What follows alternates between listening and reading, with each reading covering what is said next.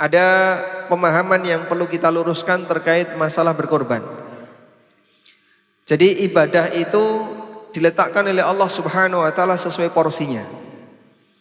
Sebagaimana tadi kita bahas, ada ibadah yang punya waktu yang berbeda-beda. Ada ibadah tahunan, ada ibadah seumur hidup sekali. Contohnya apa? Ibadah seumur hidup sekali contohnya apa? Haji itu tahunan. Contohnya akikah, yang lain yang cuman seumur hidup sekali. Nikah, bukan. Nikah berapa kali, Pak? Oh, 4 kali. Khitan, sunat itu ibadah seumur hidup sekali.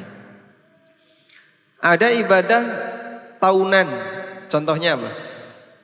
Sholat Id, puasa Ramadan, termasuk zakat, diantaranya adalah kurban. Ada ibadah bulanan, ada ibadah pekanan, dan begitu seterusnya. Demikian pula ada ibadah yang dia sifatnya mewakili jamaah, yang disebut dengan fardu kifayah. Contohnya apa? Adzan.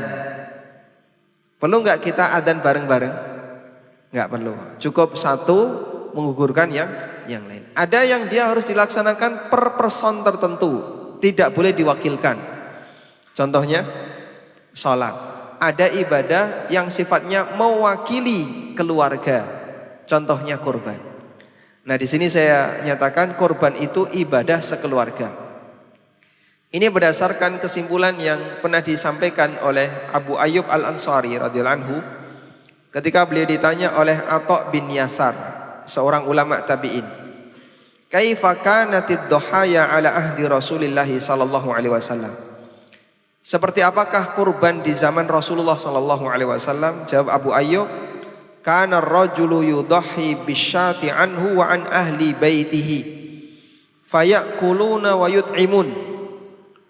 Dulu di zaman Nabi sallallahu alaihi wasallam, seorang kepala keluarga, seorang ayah, dia berkorban dengan seekor kambing atas nama dirinya dan seluruh anggota keluarganya.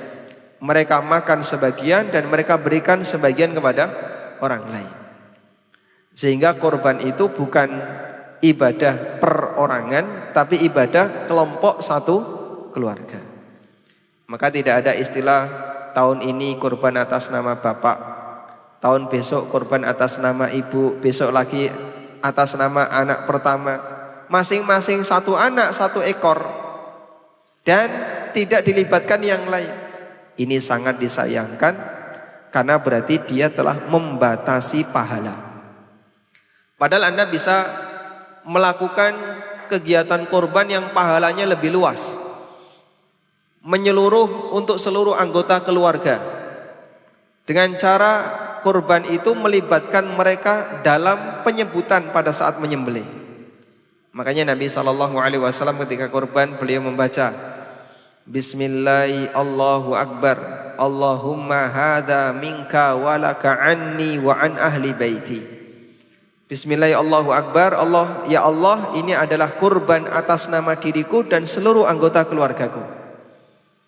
Kalau sudah nyebut seperti itu, maka seluruh istrinya dapat pahala. Istrinya berapa? Beliau 9, banyak ya.